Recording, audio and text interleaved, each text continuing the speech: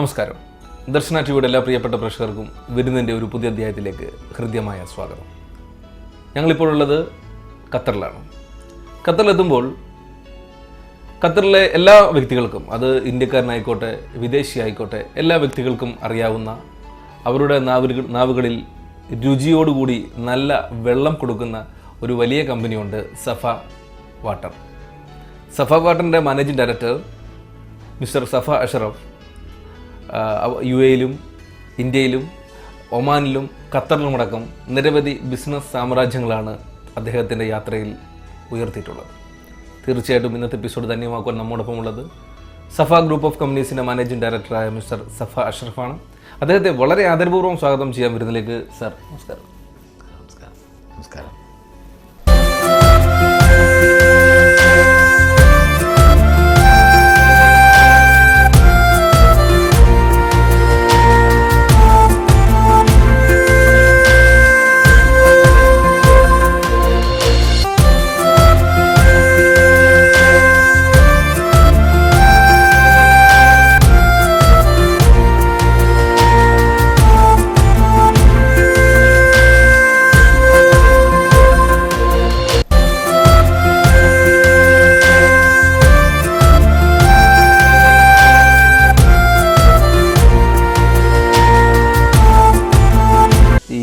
വളരെ സന്തോഷം തോന്നുന്ന ഒരു കാര്യം, ഖത്തറിലെത്തിക്കഴിഞ്ഞാൽ സഫ എന്ന ഒരു വാട്ടർ എല്ലാവർക്കും അറിയാവുന്നൊരു കാര്യമാണ്. കാരണം ക്വാളിറ്റിയോട് കൂടിയിട്ട് ഒരു ജലം കൊടുക്കുക എന്നുള്ളത് ഒരു വലിയ കാര്യം തന്നെയാണ്. താങ്കൾ ഒരു വെള്ളം കൊടുത്തുകൊണ്ട് ഖത്തറിൽ വ്യവസായത്തിന് തുടക്കം കുറിച്ചൊരു വ്യക്തിയാണ്. അതോടൊപ്പം തന്നെ താങ്കളുടെ പ്രവാസ ജീവിതം മറ്റു രാജ്യങ്ങളിലാണ് തുടങ്ങിയത്.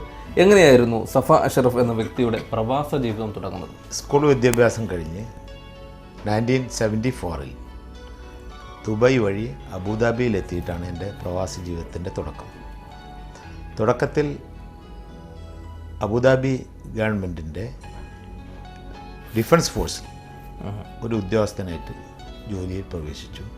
20 വർഷത്തോളം അതിൽ ഒരു സോൾജിയറായി റാങ്കോട് കൂടിയിട്ട് ഫൈനലി ഞാൻ റിസൈൻ ചെയ്തിട്ട് 1995 അതിനോട് യാത്ര പറഞ്ഞു ബിസിനസ് രംഗത്തേക്ക് തിരിഞ്ഞു. ഇലക്ട്രോണിക്സ് ബിസിനസ്, കാർഗോ ബിസിനസ്, ഇതൊക്കെ ചെയ്ത് ആ സമയത്താണ് മനസ്സിലാവുന്നത് ഈ ഡ്രിങ്കിങ് വാട്ടറിന് വലിയൊരു സാധ്യത ഈ ഗൾഫ് രാജ്യത്ത് ഉണ്ട് എന്നുള്ളത്. ആ നിലക്ക് അതിലോട്ട് തിരിഞ്ഞു. ദുബൈയിൽ തുടക്കം കുറിച്ചു. കുറച്ചു കാലങ്ങൾക്ക് ശേഷം 2004 ഖത്തറിൽ വന്നു സഫ വാട്ടർ എന്ന കമ്പനി തുടങ്ങി. തുടക്കത്തിൽ ഉണ്ടായിട്ടുള്ള ബാലാരിഷ്ടതകളൊക്കെ കഴിഞ്ഞു. വളരെ നല്ല സ്വീകാര്യത ഇതിന് ഖത്തറിൽ കിട്ടി. അതിന് പ്രധാനമായിട്ടും ഞങ്ങളുടെ പ്രോംപ്റ്റ് സർവീസ്, ക്വാളിറ്റി വെള്ളത്തിൻ്റെ ക്വാളിറ്റി, ഇതൊക്കെയാണ് ഒരു പ്രധാന കാരണമായിട്ട് ഇപ്പോൾ അതിനെപ്പറ്റി ചിന്തിക്കുമ്പോൾ മനസ്സിലാവുന്നത്. തുടക്കത്തിൽ ഒരു ബിസിനസ് നമുക്ക് കൂട്ടുവാൻ വേണ്ടിയിട്ട് നമ്മൾ നല്ല ക്വാളിറ്റി കൊടുക്കാറുണ്ട്. പൊതുവെ എല്ലാ ബ്രാൻഡുകളും അങ്ങനെയാണ് ചെയ്യുന്നത്. തൽക്കാലം കുറച്ച് ബ്രാൻഡായി, പേരായി, പ്രശസ്തിയായി കഴിയുമ്പോൾ സ്വാഭാവികമായും ക്വാളിറ്റി എന്ന ഒരു ചിന്തയിൽ നിന്നും അവർ പുറകോട്ട് പോകുന്നു. അത് നമുക്കറിയാം, അത് ബിസിനസ്സിന് വോളിയം കൂടുമ്പോൾ ഉണ്ടാകുന്ന ചില പ്രശ്നങ്ങളാണ്. സഫ വാട്ടറിനെ കുറിച്ച് പറയുകയാണെങ്കിൽ എന്താണ് താങ്കൾക്ക് ഈ ഒരു ക്വസ്റ്റ്യനോടുള്ള അഭിപ്രായം? ഇതിൻ്റെ മാനേജ്മെൻറ്റിൽ സ്റ്റാഫും ഡിസ്ട്രിബ്യൂഷൻ വിഭാഗവും ഇതിൻ്റെ ഡെലിവറി വിഭാഗവും വളരെ കാര്യക്ഷമതയോടു കൂടിയും ആത്മാർത്ഥമായിട്ടും സഹകരിക്കുന്നത് ഒന്നുകൊണ്ട് മാത്രമാണ്.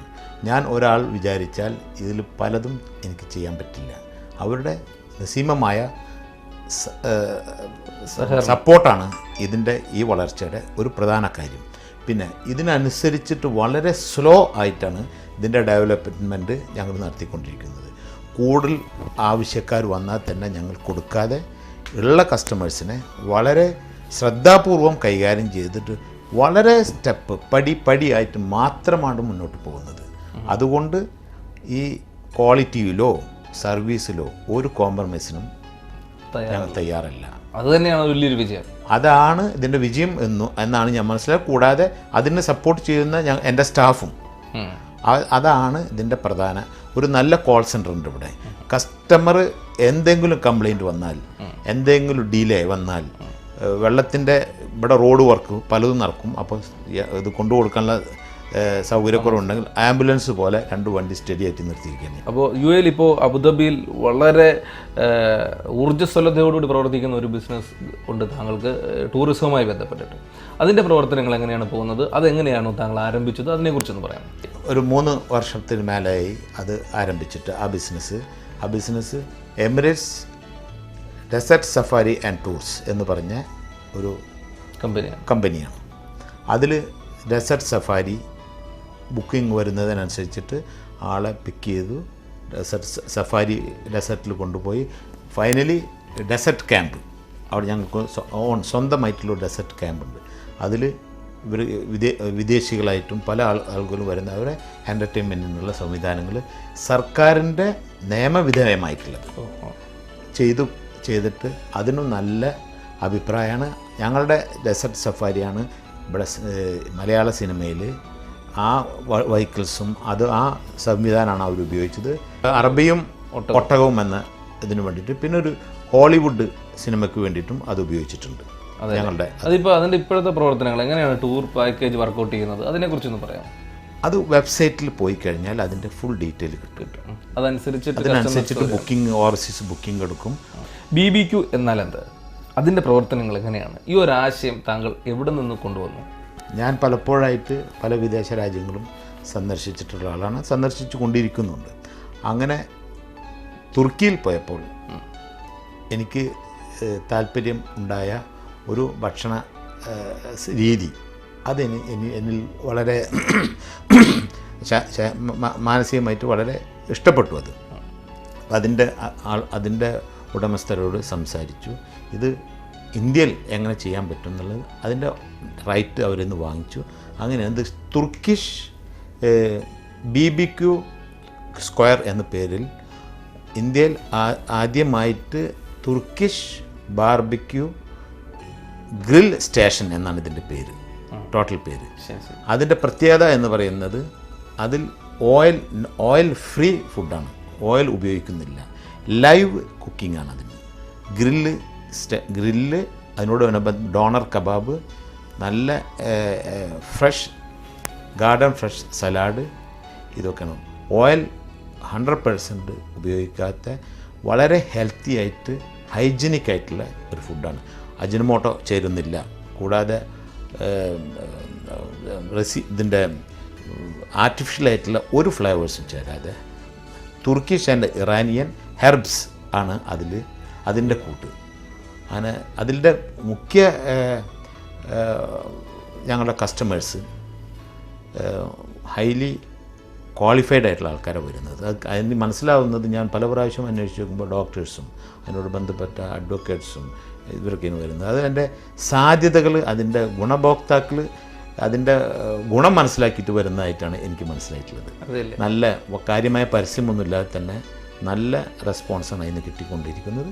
പാലാരിവട്ടത്ത് തുടങ്ങിയിട്ട് 10 മാസത്തിനുള്ളിൽ തന്നെ തൃശ്ശൂർ ജയലക്ഷ്മിയുടെ അടുത്ത് ഒന്നുണ്ട്, ഇപ്പോൾ ദ മെഡിക്കൽ ട്രസ്റ്റിൻ്റെ അടുത്ത് വേറൊന്ന് വരുന്നു. അങ്ങനെ പല ഫ്രാഞ്ചൈസിയാണ് ഞങ്ങൾ കൊടുക്കുന്നത്. വാഴക്കാലയിൽ എന്തൊരു പ്രോജക്റ്റ് താങ്കൾക്ക്? വാഴക്കാല വരുന്നുണ്ട്, ഇതേ പ്രോജക്റ്റ് തന്നെ, BBQ തന്നെ വാഴക്കാലയിൽ വരുന്നുണ്ട്, തിരൂർ വരുന്നുണ്ട്, കൽപ്പറ്റ, പിന്നെ കാലിക്കറ്റ്. ഇതിനൊക്കെ ഫ്രാഞ്ചൈസിയുടെ റിക്വയർമെൻറ്റ് വന്നിട്ട് നിൽക്കുകയാണ്.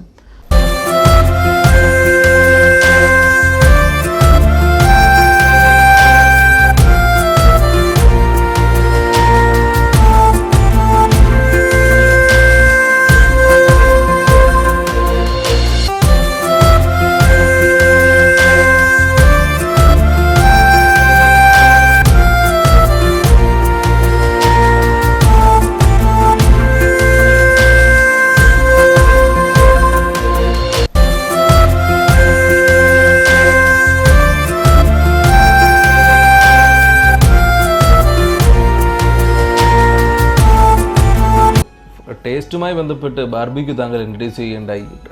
ടൂറിസവുമായി ബന്ധപ്പെട്ട് അബുദാബിയിൽ എമിറേറ്റ്സ് സഫാരി താങ്കൾ ഇൻട്രൊഡ്യൂസ് ചെയ്തു. സഫ വാട്ടർ വളരെ സജീവമായി ഖത്തറിൽ പോകുന്നു. ഒമാനിലെ ഒരു ബിസിനസ് സംരംഭം, അത് എന്താണ് താങ്കൾ എയിം ചെയ്യുന്നത്? അതിനെക്കുറിച്ചൊന്ന് വിശദമാക്കാം. ഒമാനിൽ ഹൈപ്പർ മാർക്കറ്റ് നടത്തിക്കൊണ്ടിരിക്കുന്ന എൻ്റെ ഒരു സുഹൃത്തിൻ്റെ പ്രേരണയോടുകൂടെ അദ്ദേഹത്തോട് കൂടെ പാർട്ട്ണർഷിപ്പിൽ ഒരു സഫ റൂഹ് എന്ന് പറഞ്ഞിട്ടുള്ള ഒരു ഹൈപ്പർ മാർക്കറ്റിൻ്റെ ഓൾമോസ്റ്റ് ഒരു 90% വർക്ക് കഴിഞ്ഞിരിക്കുന്നു. 10% കൂടി കഴിഞ്ഞാൽ വിത്തിൻ 1 or 2 മന്തിൻ്റെ ഉള്ളിൽ അതിൻ്റെ തുടക്കം ഓപ്പണിംഗ് വരും. നമ്മൾ ഇപ്പോൾ ഈ ഇൻ്റർവ്യൂവിൻ്റെ ഒരു പ്രധാന കാരണം തന്നെ സഫ വാട്ടറിൻ്റെ ഒരു ജനങ്ങളുടെ ഇടയിലുണ്ടായ ഒരു വിശ്വാസം തന്നെയാണ്. അപ്പോൾ അതിനെക്കുറിച്ച് തന്നെ ചോദിക്കാം. ഇപ്പോൾ സഫ വാട്ടർ ഖത്തറിൽ വളരെ സജീവമായി നിൽക്കുന്നു, എല്ലാ മേഖലകളിലും സഫ വാട്ടർ എത്തപ്പെടുന്നുണ്ട്. എന്നിരുന്നാൽ ഇപ്പോൾ ഈ ഒരു ബിസിനസ് ഡെവലപ്മെൻറ്റിൻ്റെ ഭാഗമായിട്ട് താങ്കൾക്ക് എന്തെങ്കിലും ഭാവി പരിപാടികൾ ചിന്തിക്കുന്നുണ്ടോ? സഫ വാട്ടറുമായി ബന്ധപ്പെട്ട് തന്നെയാണ് ചോദ്യം. സഫ വാട്ടർ 2004 തുടങ്ങുമ്പോൾ ഉണ്ടായിരുന്ന സ്ഥലം വാടകയ്ക്കെടുത്ത സ്ഥലത്ത് ആണ് ഇത് തുടങ്ങിയിട്ടുള്ളത്. അപ്പോൾ ഇതിൻ്റെ ഇപ്പോഴത്തെ സ്റ്റേജിൽ ഈ സ്ഥലം ഞങ്ങൾക്ക് ഒരു നിലക്കും പോരാതെ വന്നിരിക്കുകയാണ്. ഇവിടുത്തെ മിനിസ്ട്രി ഓഫ് ഇൻഡസ്ട്രിയുടെ കീഴിലുള്ള ന്യൂ ഇൻഡസ്ട്രിയൽ ഏരിയയിൽ ഞങ്ങൾക്ക് ഗവൺമെൻറ് അലോട്ട്മെൻറ്റ് പ്രകാരം ഒരു 6000 സ്ക്വയർ മീറ്റർ സ്ഥലം കിട്ടിയിട്ട് 2-3 വർഷത്തിന് മേലെ വർക്ക് തുടങ്ങി. ഇപ്പോൾ എക്സിസ്റ്റിംഗ് കമ്പനിയുടെ ഒരു 3 times വലുപ്പമുള്ള വെരി അഡ്വാൻസ്ഡ് ആയിട്ടുള്ള മെഷീനറികൾ ഫിറ്റ് ചെയ്തിട്ടുള്ള ഒരു കമ്പനി വിത്തിൻ 3 മന്തിൻ്റെ ഉള്ളിൽ അവിടെ പ്രവർത്തനം ആരംഭിക്കും. അതിൽ ഏറ്റവും ലേറ്റസ്റ്റ് ടെക്നോളജിയാണ് അതിനുപയോഗിക്കുന്നത്.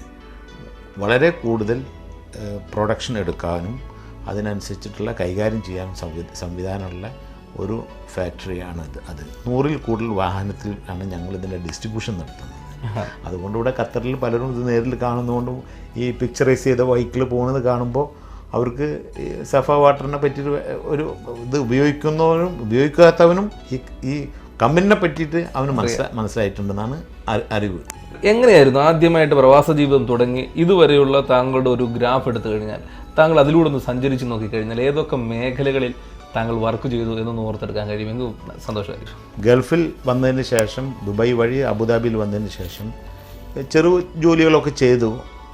ഒരു നല്ല ജോലി എന്നുള്ള നിലക്ക് UAE ആർമഡ് ഫോഴ്സിൻ്റെ രാജ്യരക്ഷാ വകുപ്പിലാണ് ഒരു ജോലി കിട്ടിയത്. ടെക്നിക്കൽ സ്റ്റോർ കീപ്പറായിട്ടായിരുന്നു ജോലി, സ്പെയർ പാർട്സിൻ്റെ സ്റ്റോർ കീപ്പറായിട്ട്. അത് തുടർന്നു. അതിൽ നിൽക്കുമ്പോൾ തന്നെ പല രാജ്യങ്ങളിലേക്കും ഡെപ്യൂട്ടേഷനായിട്ട് പോയിട്ടുണ്ട്. സോമാലിയ, സൗദി അറേബ്യ, പിന്നെ ലബനാൻ, ഇങ്ങനെ രാജ്യങ്ങളിലൊക്കെ ഈ പീസ് കീപ്പിംഗ് ഫോഴ്സായിട്ടും പിന്നെ പെനിൻസുല ഷീൽഡ് ഫോഴ്സായിട്ടും UN ആർമഡ് ഫോഴ്സിൻ്റെ ഒരു ഭാഗമായിട്ടൊക്കെ ഫോഴ്സായിട്ട് പോയിട്ട് ഈ അവിടുന്ന് വിടുന്ന ടീമിൽ നമ്മൾ ഉൾപ്പെട്ട് അത് പോയിട്ടുണ്ട്. അങ്ങനെ 20 വർഷത്തിന് ശേഷം റിസൈൻ ചെയ്തിട്ടാണ് ഞാൻ ഒരു ബിസിനസ്സിൻ്റെ കാര്യം ആലോചിച്ചിട്ട് അതിലേക്ക് വരുന്നത്. ഇലക്ട്രോണിക് ബിസിനസ്സായിരുന്നു ആദ്യം ചെയ്തുകൊണ്ടിരുന്നത്. അതിൻ്റെ സാധ്യത കുറഞ്ഞപ്പോൾ കാർഗോ ആൻഡ് ടൂറിസത്തിലേക്ക് കടന്നു. അത് റഷ്യൻ സെക്ടറിലാണ്. ബ്രദേഴ്സിനൊക്കെ കൂട്ടിയിട്ടാണ് ചെയ്തിരുന്നത്. അവരും കൂടിയിട്ട് അവരാണ് അതിലാദ്യം ഉണ്ടായിരുന്നത്, അനിയന്മാരുണ്ടായിരുന്നത്. അതിനൊപ്പം ഞാനും കൂടി ചേർന്നു അത് ചെയ്തു. അതിൽ നിന്ന് അതിൻ്റെ സാധ്യത കുറഞ്ഞു വരുന്നു എന്ന് കണ്ടപ്പോഴാണ് ഈ വെള്ളത്തിൻ്റെ ഭാഗത്തേക്ക് തിരിയുന്നത്. അങ്ങനെ ദുബൈയിൽ തുടക്കം കുറിച്ചു. ഖത്തറിൽ വന്നു. ആ ഖത്തറിൽ വന്ന വഴികളാണ് ഞാൻ ഈ പറയുന്നത്.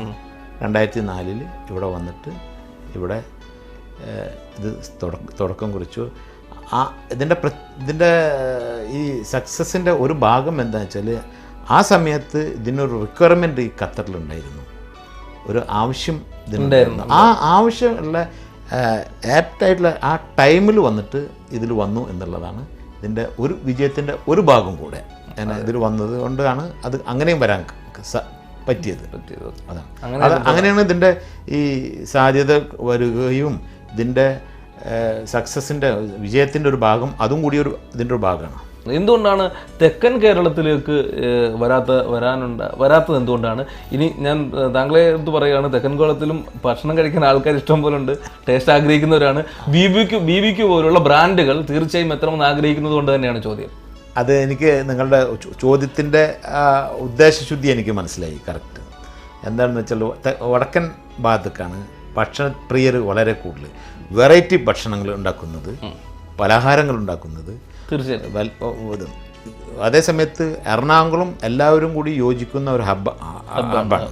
അതുകൊണ്ട് ഇവിടെയും അതിന് സാധ്യത ഉണ്ട്. ഇവിടെ നിന്ന് തുടങ്ങിയാൽ അത് മറ്റുള്ളവർക്ക് വളരെ ഈസിയാണ്. ഏറെക്കുറെ കേരളത്തിൻ്റെ ഒരു സെൻറ്ററായിട്ടാണ് എറണാകുളം നിൽക്കുന്നത്. അങ്ങനെ ആദ്യത്തെ ഡിമാൻഡ്സ് ഞങ്ങൾക്ക് വന്നിട്ടുള്ളത് വടക്കൻ ഭാഗത്ത് നിന്നാണ്. പിന്നെ ഇതിൻ്റെ സാധ്യത എന്ന് പറഞ്ഞാൽ ഇതൊരു നല്ല ഒരു ആർക്കും കഴിക്കാവുന്ന ഒരു ഫുഡാണിത്, ഭക്ഷണമാണ്. കാരണം ഓയിലും മറ്റൊന്നും ഇല്ലാത്തത് കൊണ്ട്. പിന്നെ ഇതിൽ ബാർബിക്യൂ ചെയ്യുന്നതിന് ഞങ്ങൾ ഉപയോഗിക്കുന്നത് ചാർക്കോളല്ല, ലാവ സ്റ്റോൺ എന്ന് പറഞ്ഞൊരു സ്റ്റോൺ ഉണ്ട്, അതൊഴി. അപ്പോൾ അതുകൊണ്ട് ഇതിൽ നിന്ന് കൂടുതൽ കാർബണും അത് തുർക്കി അല്ല, അത് ഇറ്റലിയിൽ നിന്നാണ്. മിഷണറി ഒക്കെ വിദേശത്ത് നിന്ന് കൊണ്ടുവന്ന മിഷണറിയാണ് ഇതിന് ഉപയോഗിക്കുന്നത്.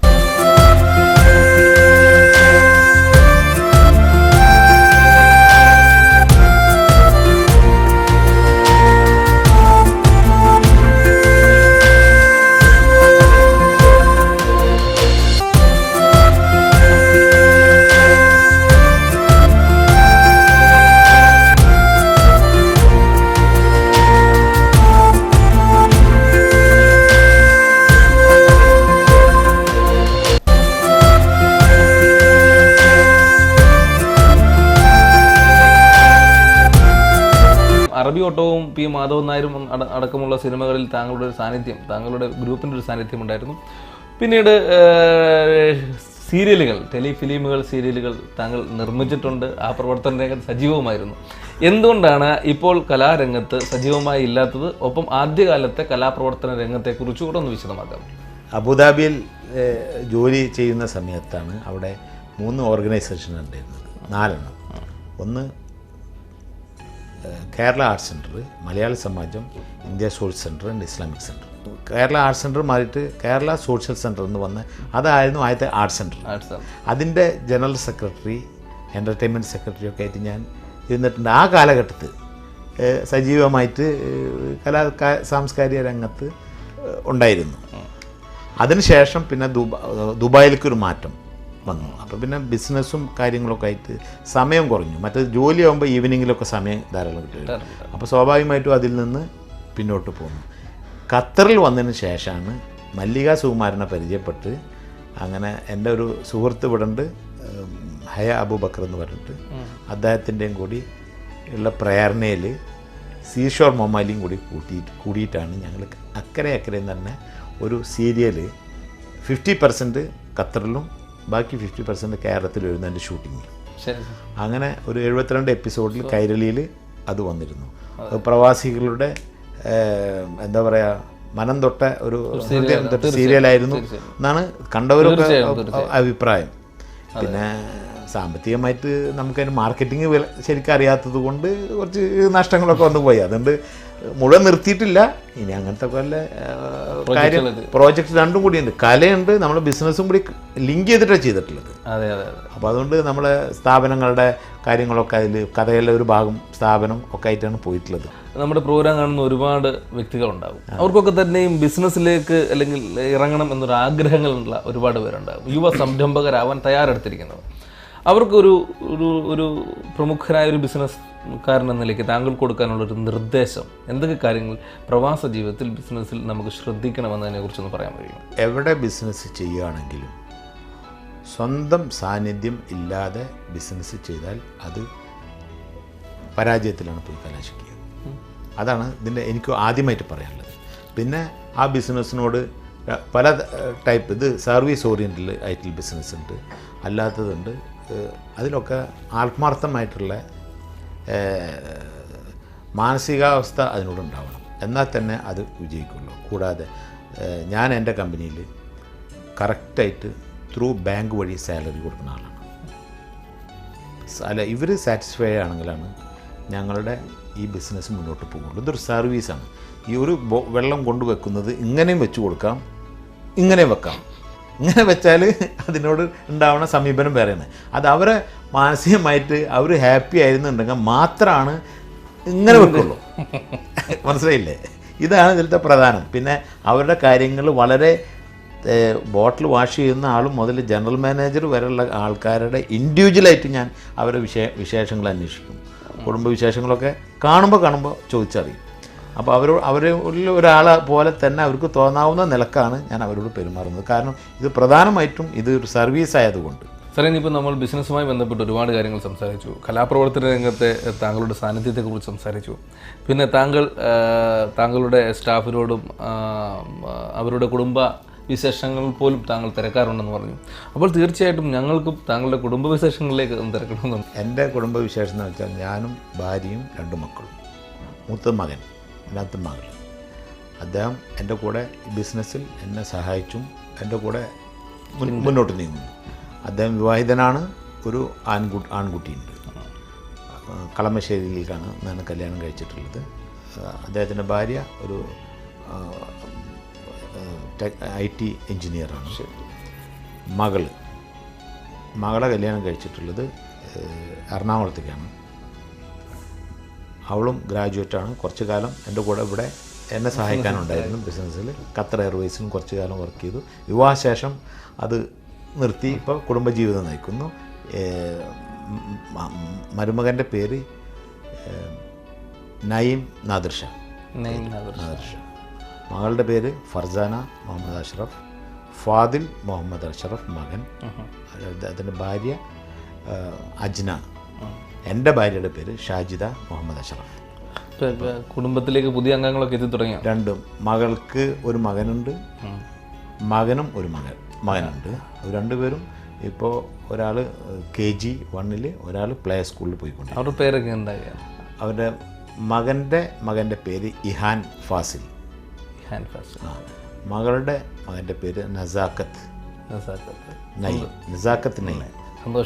സന്തോഷമായിട്ട് ഒരു വിധം സന്തോഷത്തോടു കൂടിയിട്ട് തന്നെയാണ് മുന്നോട്ട് പോകുന്നത്. കുടുംബം എല്ലാവരും ഖത്തറിലുണ്ട് എല്ലാവരും. അപ്പോൾ നാട്ടിൽ നിന്ന് വരുമ്പോൾ വീട് അടച്ചു വരും, പോയാൽ തുറക്കും. അതവിടെ നോക്കാൻ ആളൊക്കെ ആക്കിയിട്ട് അങ്ങനെ മുന്നോട്ട് പോകുന്നു.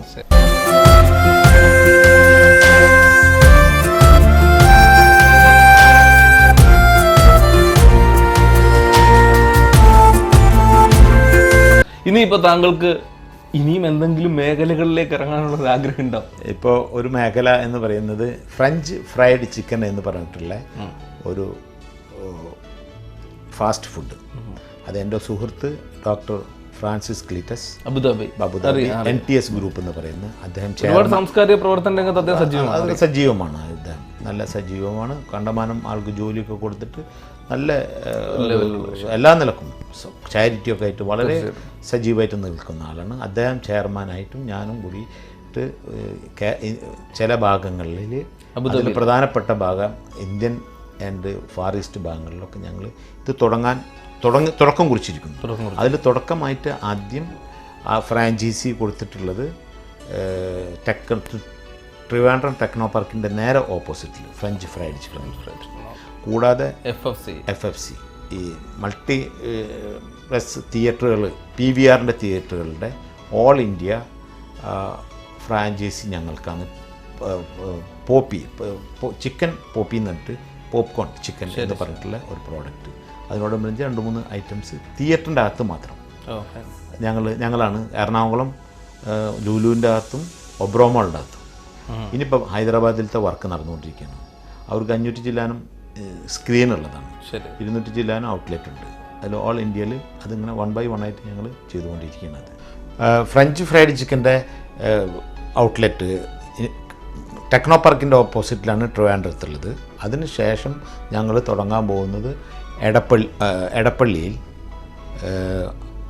ഇമ്മാനുവലിൻ്റെ ഓപ്പോസിറ്റിൽ ഫ്രഞ്ച് ഫ്രൈഡ് ചിക്കൻ്റെ ഒരു വലിയ ഔട്ട്ലെറ്റ് വരുന്നു. അത് വിത്തിൻ 2 മാസത്തിനുള്ളിൽ അതിൻ്റെ ഉദ്ഘാടനം നടക്കും. അതിൽ fried chicken, pizza, French burger, ഇതല്ല French pizza, French fried chicken, French burger, ഈ വക ഐറ്റംസോട് കൂടിയിട്ട് ഫ്രാൻസിൻ്റെ റെസിപ്പിയാണത്. ഫ്രാൻസിൻ്റെ ഫ്രാഞ്ചൈസിയാണ്. ഫ്രാൻസിലാണ് അതിൻ്റെ, പാരീസിലാണ് അതിൻ്റെ കമ്പനി ഹെഡ്.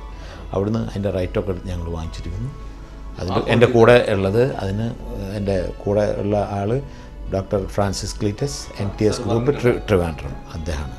സാറേ, ഇനി സഫ വാട്ടറിൻ്റെ ഒരു കാര്യം ഇവിടെ ചോദിക്കേണ്ടിയിരിക്കുന്നത്, കാരണം മറ്റൊരു രാജ്യത്ത്, കാരണം ഇന്ത്യയിൽ നിന്നും വേറൊരു രാജ്യത്താണ് താങ്കളൊരു ബിസിനസ് സംരംഭം തുടക്കം കുറിച്ചിരിക്കുന്നത്. ഒരു ബിസിനസ് സംരംഭകരോട് ഇവിടുത്തെ റോളേഴ്സിൻ്റെ ഒരു സമീപനം ഒരു പ്രാധാന്യം അർഹിക്കുന്ന ഒരു കാര്യമാണ്. കാരണം ഒരു ബിസിനസ് ഡെവലപ്പ് ആണെങ്കിൽ തീർച്ചയായും അവരുടെ ഒരു സപ്പോർട്ട് ഉണ്ടാകണം. അതോടൊപ്പം തന്നെ ഈ ഒരു വാട്ടർ ആയതുകൊണ്ട് തന്നെ ഇതിന് കുറച്ച് അംഗീകാരങ്ങളും അവരുടെ കുറച്ച് സർട്ടിഫിക്കേഷനൊക്കെ ഉണ്ടെങ്കിൽ മാത്രമേ നമുക്ക് മുന്നോട്ട് പോകാൻ കഴിയൂ. അതിനെക്കുറിച്ച് താങ്കളുടെ ഒരു അഭിപ്രായം? ഗവൺമെൻറ്റിൻ്റെ അംഗീകാരം എന്ന് പറയുന്നത് ministry of industry and municipal health, ministry of health, ഈ മൂന്നാണ് ഇത് ഫുഡിനോട് ബന്ധപ്പെട്ട സാധനമായ കാരണം. ഇവർ അവരുടെ ഇൻസ്പെക്ഷൻ ടൈമുകളിലൊക്കെ ആഴ്ചയിൽ തന്നെ പല സമയമായിട്ടും മാസങ്ങളിലൊക്കെ ആയിട്ട് ഈ വെള്ളം കൊണ്ടുപോകും, ഇൻസ്പെക്ട് ചെയ്യും, അതിൻ്റെ റിസൾട്ട് നമുക്ക് തരും. പല കാര്യങ്ങളിലും സജീവമായിട്ടും അതിന് മുനിസിപ്പൽ ഹെൽത്ത് വളരെ സഹകരണത്തോട് വളരെ ശ്രദ്ധയോട് കൂടിയിട്ട് സഹകരിക്കുന്ന ഒരു വിഭാഗമാണ് ഇവിടെ മുനിസിപ്പൽ ഹെൽത്ത്. അതിലത്തെ ഡോക്ടേഴ്സും അതിലത്തെ ഇൻസ്പെക്ടേഴ്സൊക്കെ ശക്തമായിട്ടുള്ള നിയമ നിയന്ത്രണങ്ങൾ പറയുന്നത് വളരെ സൗഹാർദ്ദപൂർവ്വം പറഞ്ഞ് ഞങ്ങൾ മനസ്സിലാക്കാറുണ്ട്. മിനിസ്ട്രി ഓഫ് ഹെൽത്ത് ഉണ്ട് ഇവിടുത്തെ, അവരും വളരെ പോസിറ്റീവായിട്ടാണ് ഇതിനോട് സമീപിക്കുന്നത്. കാരണം സഹായ സഹകരണങ്ങൾ ആവശ്യമുള്ളത് ചെയ്തു തന്നെ. മിനിസ്ട്രി ഓഫ് ഇൻഡസ്ട്രി എന്ത് ആവശ്യങ്ങൾ ചെന്നാലും എനിക്ക് കിട്ടിക്കൊണ്ടിരിക്കുന്നുണ്ട്. അപ്പോൾ ഇവിടെ വന്നു പോകുമ്പോൾ നല്ല കമൻറ്റ്സ് ചെയ്തിട്ടാണ് അവർ സാധാരണ പോകാറ്. കാരണം പറയുന്നത് അതേപടി ഞാൻ ഇവിടെ ചെയ്യും, ഒരു കോംപ്രമൈസും ഇല്ല അതിന്. കാരണം അവരെ ഒഴിച്ചു വെക്കാനോ ക്വാളിറ്റിയിൽ നമ്മൾ സ്വന്തം ശ്രദ്ധിക്കണം. അതിൻ്റെ മേലെ അവർ വരുമ്പോൾ അവർക്ക് ഒരു ജോലി ഉണ്ടാവാറില്ല. കൂടാതെ ഞങ്ങൾക്ക് ISO ഉള്ള ഒരു എത്ര കമ്പനിക്ക് ഉണ്ടെന്നറിയില്ല, വെള്ളത്തിന് ഞങ്ങൾ ISO ഉണ്ട്.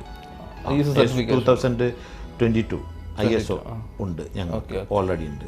അതിൻ്റെ സർട്ടിഫിക്കേഷനാണ് ആയിരിക്കും 2022. അതെ, അങ്ങനെയാണ് അതിൻ്റെ അതുണ്ട്. പിന്നെ ഇവിടെ മുഴുവൻ മിനിസ്ട്രിയുടെ പല ഭാഗങ്ങളും ഞങ്ങൾക്ക് പല സർട്ടിഫിക്കേഷനും ഞങ്ങൾ അംഗീകാരങ്ങളൊക്കെ വിളിച്ച് തന്നിട്ടുണ്ട്.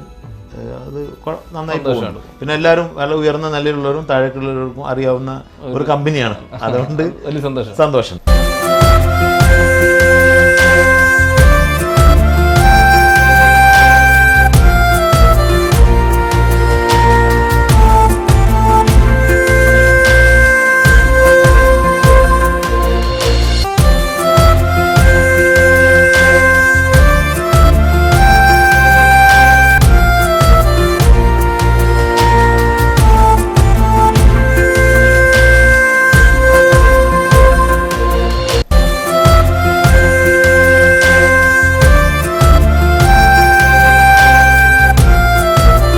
ഇപ്പോൾ താങ്കളുടെ മറ്റൊരു മേഖല, ഇപ്പം ബിസിനസ് വൻ വളർച്ചയിലായതുകൊണ്ട് തന്നെ ഈ പൊതുവെ എല്ലാവരും ചെയ്യുന്നതാണ് മറ്റു ജീവകാരുണ്യ പ്രവർത്തനങ്ങൾ.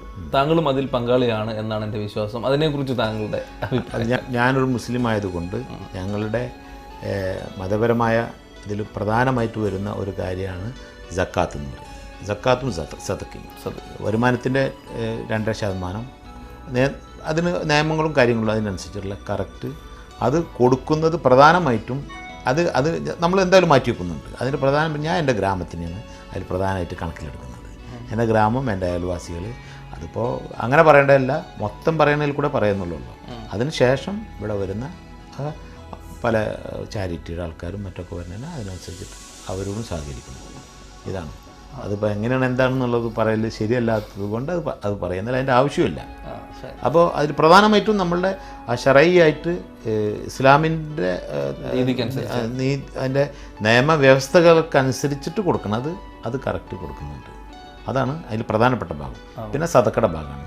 അത് വരുന്ന ആൾക്കാർ ആരെങ്കിലുമൊക്കെ എന്ന് വെച്ചാൽ അവരും അടച്ചോനും കൂടി ആവേണ്ടതാണ് കാര്യങ്ങൾ. അപ്പോൾ അതിനനുസരിച്ചിട്ടുള്ള അതും കൂടി സഹകരിക്കും. സാർ, എന്തായാലും ഇത്രയും സമയം ഞങ്ങളുടെ വിരുന്നിൻ്റെ പ്രിയപ്പെട്ട പ്രേക്ഷകരോട് ഒരു ബിസിനസ്സുകാരനേക്കാളുപരി ഒരു സൗഹൃദ സംഭാഷണമായിരുന്നു നമ്മളിവിടെ സംസാരിച്ചുകൊണ്ടിരുന്നത്.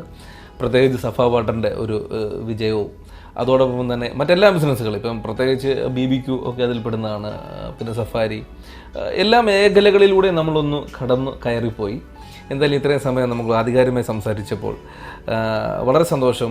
കാരണം ഇനിയും സഫ ഗ്രൂപ്പ് ഓഫ് കമ്പനീസ് വൻ വിജയങ്ങളിലെത്തും എന്ന് തന്നെയാണ് ഞങ്ങൾക്ക് തീർച്ചയായിട്ടും ഉറപ്പിച്ച് പറയാൻ കഴിയും. തുടർന്നും സഫ ഗ്രൂപ്പ് ഓഫ് കമ്പനീസിന് വൻ വിജയങ്ങൾ ഉണ്ടാവട്ടെ. അത് അങ്ങനെ തന്നെ ആവും എന്ന് ഞാൻ വിശ്വസിക്കുന്നു, പ്രാർത്ഥിക്കുന്നു. ഇത്രയും സമയം ഞങ്ങളോട് സഹകരിച്ചത് ഞങ്ങളുടെ ഹൃദയംഗമായി നന്ദി.